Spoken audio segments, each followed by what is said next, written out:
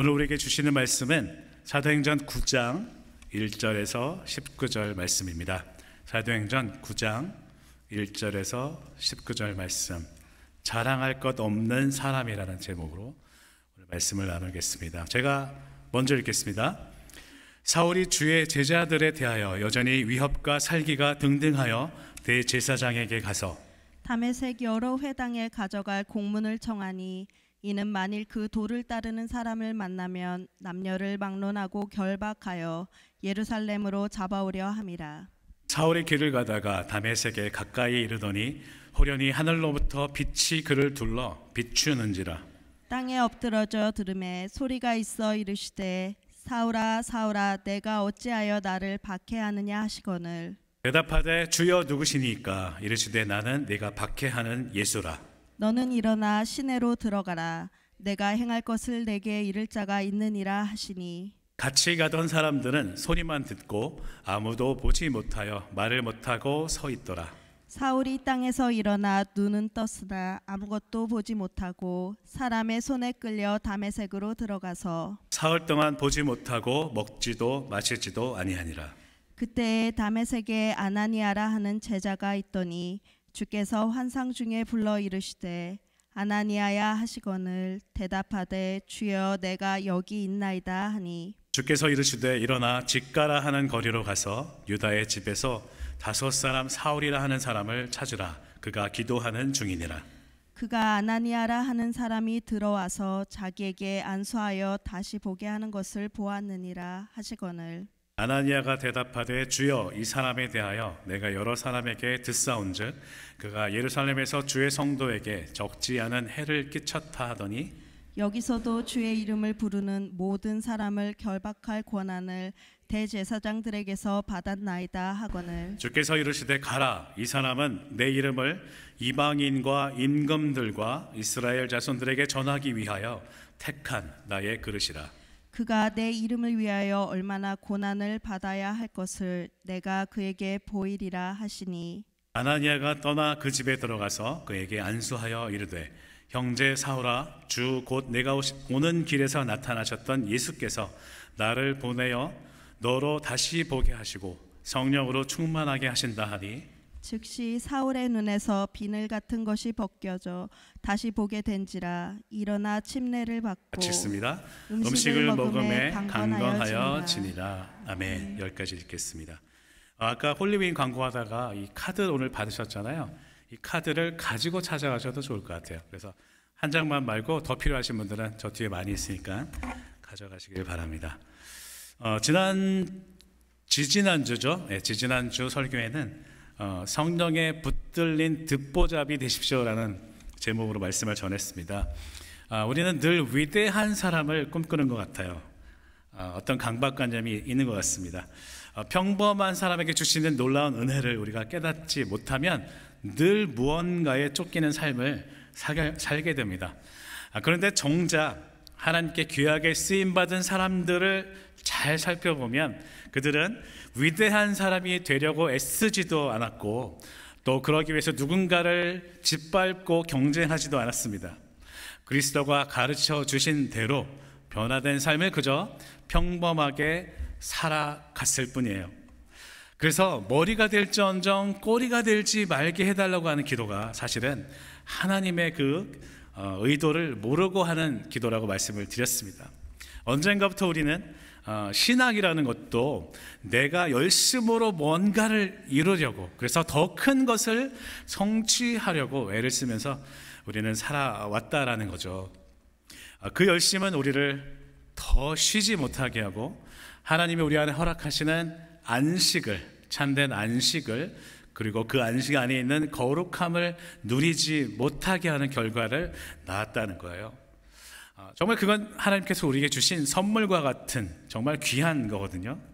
그런데 그 안식을 우리가 어떻게 해야 되는지도 모르는 채 앞만 보고 달려왔다는 거죠.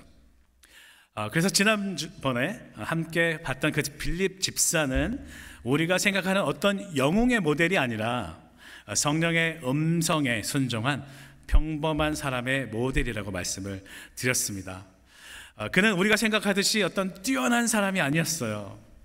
그가 교회로부터 칭찬받은 이유는 단지 이거였습니다. 성령과 지혜가 충만했다. 성령과 지혜가 충만했다. 그리고 빌립 집사는 능력이 많아서가 아니라 그 성령의 음성에 즉각적으로 순종했기 때문에 주님의 일을 감당할 수가 있었습니다. 오늘 등장하는 이 사도 바울도 같은 경우예요.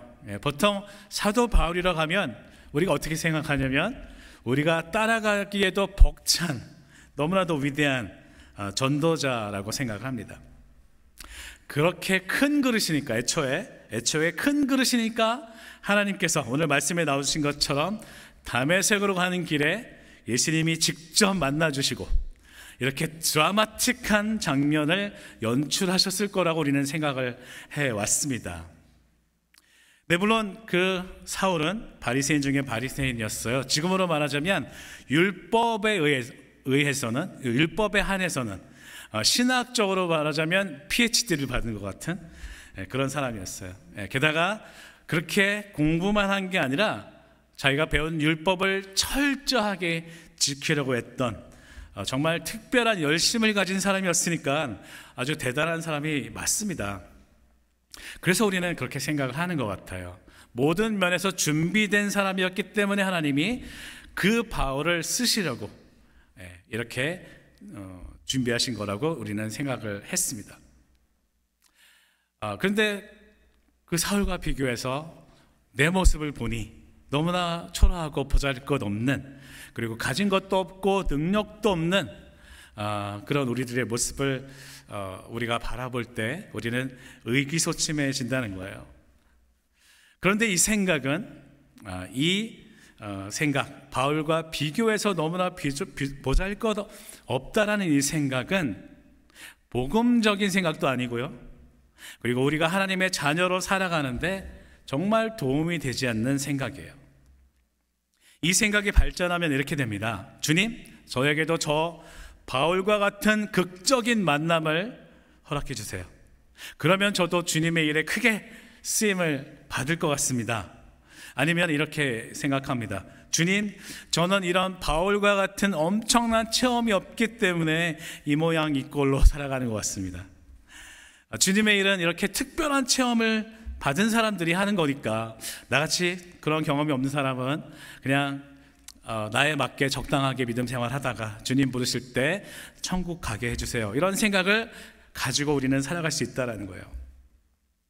그래서 오늘 말씀은 지난주와 같은 맥락에서 이런 생각을 하고 있는 우리들에게 주시는 말씀이라고 생각합니다. 우리가 아는 하나님은 자랑할 것 하나 없는 사람들, 또 어떤 드라마틱한 체험을 하지 않은 사람들도 역시나 하나님께서 사용하신다는 사실을 오늘 우리에게 주신다는 것을 깨달으셨으면 좋겠어요. 나도 하나님이 써가시는 그 드라마의 한 배우로 살아갈 수 있는 거구나. 지금 내가 서 있는 이곳이, 그리고 나의 모습 있는 이 그대로를 하나님께서 사용하고 계시는구나를 오늘 깨달으시면 됩니다. 그래서 주님이 허락하신 이 나의 삶이 얼마나 가치 있고 하나님이 기뻐하실 뿐만 아니라 내가 나의 삶을 기뻐할 수 있는 그럴 만한 가치 있는 삶이라는 것을 오늘 고백하시는 성도님들이 되시기를 주님의 이름으로 축복합니다. 오늘 1절을 보면요, 사울이 주의 제자들에 대하여 여전히 위협과 살기가 등등하여 대제사장에게 갔다고 합니다. 그래서 다메섹 여러 회당에 가져갈 공문을 청했다고 했어요. 그 당시에 종교적인 권력을 가지고 있었던 사람들이 누구였죠? 대제사장이었죠. 그리고 사두개인들이었어요. 근데 이 반면에 사울은 바리새인이었죠. 바리새인은 오히려 권력을 가지고 있다기보다는 평민들을 대표하는 그런 경건한 사람들이었어요. 지난번에도 한번 말씀드린 적이 있는데 유대인들에게는 두 학파가 있었다고 했죠. 샴마이 학파와 힐레 학파가 있었어요. 이름까지는 기억하지 않으셔도 그 두 학파가 있었는데, 이 샴마이 학파는 좀 더 굉장히 율법을 아주 강하게 스트롱하게 지켰던 사람들이에요. 정말 엄격했던 사람들이죠. 그리고 엘리트 의식이 가득했던 사람들, 이 사람들이 샴마이 학파였고요. 그에 반해서 좀 더 온건하고 개방적인 사람들이 힐렐 학파가 있었습니다. 그래서 지난번에 사도들이 잡혀갔을 때 유대인들이 그 사도들을 다 죽이려고 하자 그 유대인의 지도자 중에 누가 나왔었죠? 가말리엘이라는 사람이 나와서 가말리엘이 나와서 어차피 이 사람들이 하나님의 일이 아니면, 하나님의 뜻을 행하는 사람들이 아니면 사라질 것이다. 그러니까 그냥 놔둬라. 그리고 만약에 이 사람들이 정말 하나님의 뜻을 행하고 있다면 우리가 하나님의 뜻을 지금 거스리고 있는 거다라고 말했던 바로 그 사람, 그 가말리엘이 바로 힐렐 학파를 대표하는 가장 존경 많은 사람이었어요. 오늘 나오는 이 사울은 이 가말리엘의 제자였어요. 그런데 가말리엘은 아까 말씀드린 것처럼 온건한 사람이었거든요. 근데 이렇게 포용력이 있는 학파였는데 거기에서 배운 사람답지 않게 사울은 좀 더 강경했어요. 좀 더 엄격한 사람이었어요. 그래서 오늘 다메섹에 있는 이 그리스도인들을 잡으러, 왜냐하면 사울이 생각하기에 이 그리스도인들은 하나님의 영광을 가리는 사람이라고 생각했기 때문에 그들을 잡으러 떠나려고 하다 보니까 바리새인이니까 힘이 없었어요. 그래서 뭘 받으러 가요? 이 공문을 받으러 갑니다. 그래서 합법적으로 대제사장들로부터 이 공문을 받아서 다메섹으로 떠나고 있는 거예요. 그래서 2장 하반절에 이는 만일 그 도를 따르는 사람을 만나면 남녀를 막론하고 결박하여 예루살렘으로 잡아오려 함이라. 어떤 사람을 잡으러 간다고요? 예수 믿고 교회 다니는 사람이었나요? 아니에요. 오늘 정확한 표현에 의하면 그 도를 따르는 사람들이라고 했어요. 그리스도의 도를 따르는 사람들을 만나서 잡으러 가려고 했습니다. 지금같이 더 편하고 더 잘 살고 더 복을 받으려고 예수를 믿는 사람들이 아니라 예수님이 살아가신 방식을 따라서 완전히 다른 삶을 살아가던 사람들을 찾아서 떠난 거예요. 예수님이 나를 구원하시려고 이 땅에 오셨고 십자가를 지셨고 그걸 믿으면, 그래서 그리스도를 주라고 시인하면 구원을 받는 그런 지적인 동의가 아니라 도를 따르는 사람이라고 했어요.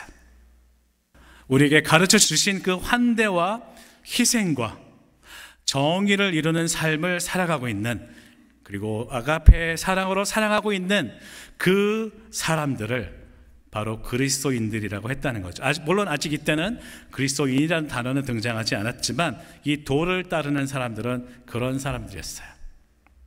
우리는 과연 어떤 크리스찬인가요? 그런 주의 도를 따르는 사람들을 잡으러 가는 사울에게 전혀 그의 삶에서 상상치도 못했던 일이 벌어지게 됩니다. 3절에 사울이 길을 가다가 다메섹에 가까이 이르더니 호련히 하늘로부터 빛이 그를 둘러 비추는지라.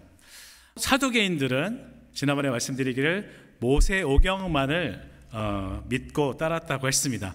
그래서 율법을 더 강조했다고 말씀드렸어요. 그렇지만 바리새인들은 달랐어요. 시편이나 그러니까 성문서들을, 그리고 다른 선지서도 말씀으로 받아들였습니다. 그래서 아마도 이 경건한 사람들, 이 바리새인들은 그 선지자들이 봤던, 선지자들이 경험했던 그 하나님의 임재를 정말 꿈꿔왔을 거예요. 그래서 하늘로부터 호련히 빛이 내려와서 그를 비추었을 때 사도 바울은, 그때는 사울이었죠. 사울은 분명히 이것은 하나님의 임재일 것이다 라고 직감을 했을 것입니다. 왜냐하면 에스겔서에 보면, 또 다니엘에 보면 이런 하나님의 임재의 장면이 이사야서에도 나오죠. 분명히 묘사가 돼 있기 때문이에요. 에스겔서 1장을 보면 천사들이 이끄는 불이 번쩍이는 전차가 등장을 합니다. 그리고 무지개로 둘러싼 보석으로 만든 보좌에 계신 그 하나님의 모습이 묘사가 되어 있어요. 아마 이 사울도 그 하나님의 임재를 그토록 꿈꿔왔을 것입니다. 근데 그 임재의 순간을 드디어 만나게 된 거예요. 얼마나 놀랍고 한편으로는 반갑고 또 한편으로는 두려웠을 거예요. 하나님의 임재의 모습이 사실은 그들에겐 두려움이었을 것입니다. 하나님을 보는 순간 죽게 되어 있으니까요. 그래서 바울은 반사적으로 어떻게 했을까요? 그의 몸을 굽혀서 땅에 엎드렸습니다. 얼굴을 들 수 없을 정도로 그 환한 빛이 비쳤기 때문에 거기에 압도가 된 거죠. 그래서 그토록 바라던 그 하나님의 음성이 들립니다. 그런데 뜻밖의 음성이었어요. 아마도 사울은 자기가 이렇게 열심히 하나님의 영광을 위해서 일하고 있는 모습을 하나님이 보셨다면 정말 칭찬을 받을 줄 알았을 거예요. 인정을 받고 싶었을 거예요. 근데 들렸던 소리는 뭔가요? 4절에 땅에 엎드러져 들음에 소리가 있어 이르시되 사울아 사울아 네가 어찌하여 나를 박해하느냐. 이게 무슨 청천벽력 같은 소리입니까? 내가 하나님을 박해했다니. 나는 하나님의 거룩함을 모독하는 이런 불순한 사람들을 잡아들였는데 그게 하나님이 원하시는 일이라고 생각했는데 그게 하나님을 박해한 거였다니. 이런 믿을 수 없는 이 사실을 직면하게 됩니다. 그래서 대답합니다. 주여 누구시니까? 라고 묻자 예수님이 말씀하세요. 나는 네가 박해하는 예수라. 그 광채 가운데서 하나님의 얼굴을 봤는데 그 주님이 누구였느냐면 유대인들이 죄인이라고 잡아 죽였던 예수라는 거예요. 그 예수의 얼굴이 보였다는 거예요. 이건 정말 있을 수 없는 일이었거든요.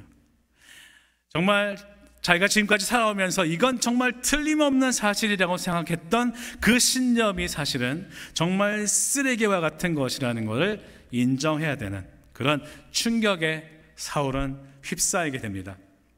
그리고 이 충격은 사도 바울이 죽는 순간까지 절대 잊을 수 없는 정말 기억에 각인되는 순간이었다는 거예요. 빌립보서 3장 4절에서 9절을 보면 그러나 나도 육체를 신뢰할 만하며 만일 누구든지 다른 이가 육체를 신뢰할 것이 있는 줄로 생각하면 나는 더욱 그러하리니 나는 8일 만에 할례를 받고 이스라엘 족속이요 베냐민 지파요 히브리인 중에 히브리인이요 율법으로는 바리새인이요 열심으로는 교회를 박해하고 율법의 의로는 흠이 없는 자라. 그러나 무엇이든지 내게 유익하던 것을 내가 그리스도를 위하여 다 해로 여길 뿐더러 또한 모든 것을 해로 여김은 내 주 그리스도 예수를 아는 지식이 가장 고상하기 때문이라. 내가 그를 위하여 모든 것을 잃어버리고 배설물로 여김은 그리스도를 얻고 그 안에서 발견되려 함이니. 바울은 내가 가진 육신적인 모습, 즉 세상적인 시각으로 나를 보게 되면 나도 어디 가서 꿀리지 않는 사람이라고 얘기를 해요. 정통 중에 정통이었고 율법에 대한 지식이나 행함으로도 공식적으로 인정을 받은 사람이었습니다. 그런데 그 내가 가진 모든 스펙과 능력과 배경이 그리스도를 위해서 살아가는 데 있어서는 아무데도 쓰임받지 못했다고 오늘 고백을 하는 거예요. 우리 생각에는 사도 바울이 저 정도의 사람이니까 하나님이 사용을 했다고 생각할 수 있습니다. 그런데 그렇지 않다는 거예요. 그 모든 능력과 그의 배경은 쓸모가 없을 뿐 아니라 오히려 해가 된다고 말합니다. 그건 배설물과 같다는 거예요. 고상하게 표현해서 배설물이지 모든 것이 냄새나는 똥과 같다는 거예요. 그리스도인을 핍박하는 게 지금까지는 자랑이었거든요. 업적이었어요. 그런데 이제 그가 그리스도인으로 거듭난 이 상황에서 이제 그 모든 것들은, 그 자랑은, 그 업적은 평생의 오점으로 남게 됩니다. 그렇게 치명적인 약점으로 남게 된 그의 과거에도 불구하고 사울은 어떻게 복음을 전하는 전도자로 쓰임받을 수 있었을까요? 이스라엘의 율법을 누구보다도 잘 알고 있는, 이스라엘의 전통을 누구보다도 잘 알고 있는 그 사도 바울이었기 때문에 그 전통과 율법의 불완전함을 설명할 수 있었습니다. 또 인간의 능력으로 수많은 공로를 쌓아왔던 사람이었기 때문에 그 능력과 공로가 복음을 전하는 데 있어서는 아무 의미가 없다라는 것을 오히려 확실하게 증거할 수 있는 사람이 바로 사도 바울이었다라는 거예요. 아직도 내 능력과 내가 세운 공로를 자랑하고 계신가요? 그렇다면 아직 예수 그리스도를 제대로 만나지 못했을 가능성이 많습니다. 그래서 오늘 이 사도 바울의 회심은 사울의 회심이죠. 두 가지 큰 의미가 있습니다. 첫 번째는 정말 내가 그동안에 내가 해오던 그 공부와 율법이 또 그 열심이 그 신념이 이렇게 아무 쓸데가 없는 것이구나, 이 생각을 하면서 사울은 수없이 자신을 질책하며 한낱 보잘것없는 주인이라는 것을 계속 리마인드 했을 거예요. 그리고 그 허망한 마음, 두려움과 하나님에 대한 정말 부끄러움을 깊이 깨닫고 회개를 했을 것입니다. 자, 두 번째는 자신이 알고 있던 모든 성경의 내용을 이제 보좌에 앉으신 예수 그리스도, 메시아이신 그리스도와 연결시키는 작업을 했을 거예요. 무슨 말인지 아시겠죠? 지금까지의 세계관은 예수 그리스도가 메시아가 될 수 없는 세계관이었는데, 이제는 내가 지금까지 알고 있던 그 성경이 이 예수 그리스도, 메시아인 예수 그리스도와 연결이 돼야 되는 거죠. 그래서 계속해서 생각을 했을 거예요. 그렇죠? 정리를 했을 거예요. 그래서 하나님이 아브라함에게 그 언약을 하신 거구나. 그래서 이사야 선지자가 그런 예언을 했구나. 그러다가 딱 맞아떨어지는 하나님의 계획과 회복을 깨달았을 것입니다. 그렇게 사흘 밤낮을 아무것도 보지 못한 채, 먹지도 못한 채, 마시지도 못한 채 있다가 이 사울은 한 사람을 만납니다. 10절. 그때 다메섹에 아나니아라 하는 제자가 있더니 주께서 환상 중에 불러 이르시되 아나니아야 하시거늘 대답하되 주여 내가 여기 있나이다 하니. 이 성령님의 음성에 늘 귀를 기울이던 한 제자 아나니아. 이 아나니아는 사울이 그리스도인들을 잡아간다는 소식을 듣고서도 다메섹을 떠나지 않았습니다. 사도행전 22장에 가면 이제 사도 바울이 로마에 잡혀서 천부장에게 자신을 변호하는 장면이 나오는데요. 이때에 아나니아가 어떤 사람인지에 대해서 잠깐 묘사하는 장면이 있어요. 사도행전 22장 12절에 율법에 따라 경건한 사람으로, 율법에 따라 경건한 사람이라고 표현했고요. 그리고 거기 사는 모든 유대인들에게 칭찬을 듣는 사람이라고 표현했습니다. 주님의 음성을 들었을 뿐 아니라 그 음성에 언제든 순종하겠습니다. 주여 내가 여기 있나이다 라고 즉시 대답을 한 그 아나니아를 경건한 사람이라고 표현하고 있는 거죠. 어쩌면 우리가 생각하는 경건은 어떤 경건에 보이는 모양을 갖춘 사람을 말할 때 사용하는 것 같아요. 그런데 성경에서는 하나님의 음성을 듣고 즉시 대답할 수 있는 사람을 경건하다고 표현하고 있습니다. 근데 문제는 그 음성이 우리가 이해할 수 없는 일일 때, 그럴 때도 순종을 해야 된다는 거죠. 예수님께서는 이 아나니아에게 사울에게 가라고 말씀하세요. 정말 기가 막힌 명령이었죠. 그런데 아나니아는 이 음성을 듣고 소소한 항변을 합니다. 저는 이 부분이 너무 마음에 들어요. 참 위로가 됩니다. 13절에 보면 아나니아가 대답하되 주여 이 사람에 대하여 내가 여러 사람에게 듣사온즉 그가 예루살렘에서 주의 성도에게 적지 않은 해를 끼쳤다 하더니 여기서도 주의 이름을 부르는 모든 사람을 결박할 권한을 대제사장들에게 받았나이다 하거늘. 이게 무슨 말이에요? 아니 나보고 죽으러 가란 말입니까? 이 뜻이에요. 그렇죠?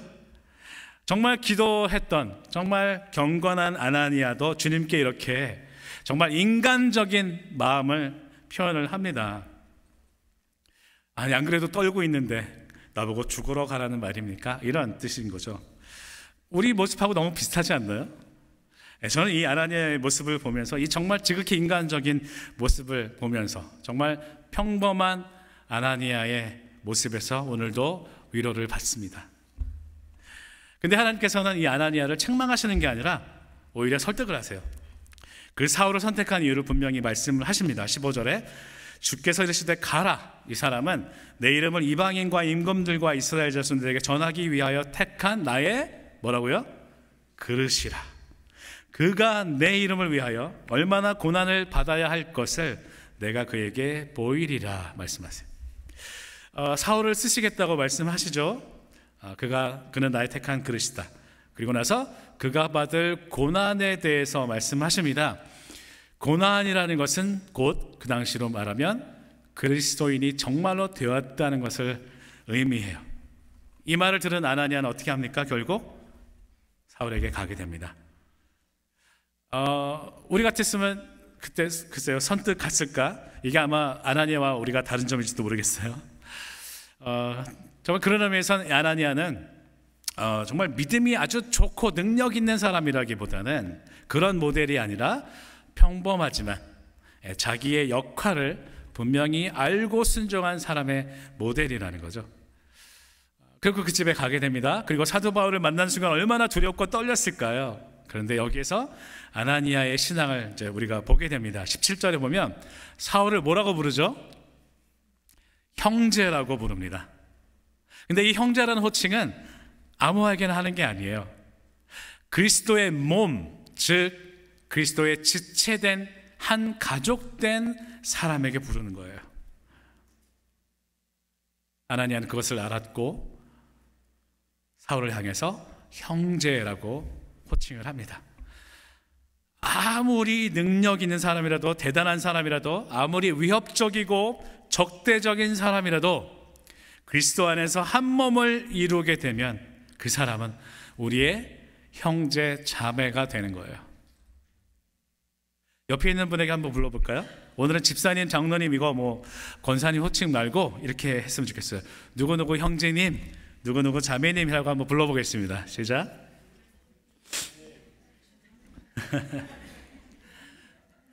네, 이렇게 형제 자매라고 부를 수 있는 거는 정말 기적과 같은 일이에요. 어디에 살지도 모르던 사람과 지금 만나서 옆에 있는 사람에게 우리는 형제 자매라고 지금 얘기를 하고 있는 거예요. 그리스도 안에서 형제 자매된 우리들, 바로 그리스도의 지체 몸, 우리 교회입니다. 아나니아는 그 사울을 형제로 받아들였고요, 그를 안수합니다. 그리고 예수를 만났기 때문에 당신도 이제 성령으로 충만하게 되었다는 사실을 사울에게 말합니다. 그때 사울은 눈이 열려서 보게 되고요, 침례를 받습니다. 그리고 우리가 그동안에 유심히 보지 못했던 이 한 문장이 나와요. 마지막 절 19절, 음식을 먹음에 강건하여 지니라. 왜 이게 중요할까요? 우리는 예배 시리즈를 통해서 그동안에 그리스도의 몸과 몸과 피를 나누는 성찬에 대해서 배웠습니다. 이건 단순히 여기는 음식을 먹었다고 적혀 있지만 그 당시에 그리스도인의 식사라는 건 뭐였죠? 예수 그리스도의 살과 피를 경험하는 성찬이었어요. 예배였다는 거죠. 그래서 예배를 통해서 그리스도를 경험하며 감사하며 기억하는 그 시간을 사도 바울은 그 믿음의 형제들과 함께 갖게 됩니다. 그래서 아나니아도 이제 사도 바울이 그리스도의 형제들, 그리스도 안에서 형제 되었다는 사실을 이 예배를 통해서, 이 같이 먹는 식사를 통해서 다시 한번 확인하게 되고 선포하게 되는 거예요. 지금까지 사울은 다른 예배를 드렸어요. 그렇죠? 짐승의 피를 흘렸던 그 예배를 드려왔는데 이제는 그리스도의 예배, 그리스도인의 예배, 그 새로운 제사를 드리는 거죠. 그리고 나서 이제 사울은 그리스도의 도를 전하는 위대한 전도자로 쓰임을 받게 됩니다. 내가 자랑할 것들이 있습니까? 학식, 재산, 집, 차, 자식들, 내 외모? 하나님은 자랑할 거리가 많은 사람을 쓰시는 게 아니에요. 사도 바울은 자신이 자랑할 만한 모든 역량을 동원해서 열심으로 하나님을 섬겼습니다. 그런데 그 열심으로 섬긴 그것이 하나님의 뜻과는 정반대되는 정말 배설물과 같은 열심이었어요. 오히려 내가 가진 자랑들이, 능력들이 정말 아무짝에도 쓸모없다는 그런 배설물과 같다고 여기는 그것을 깨달았을 때에 오히려 쓰임받게 됐다는 것을 오늘 말씀을 통해서 깨닫기를 원합니다.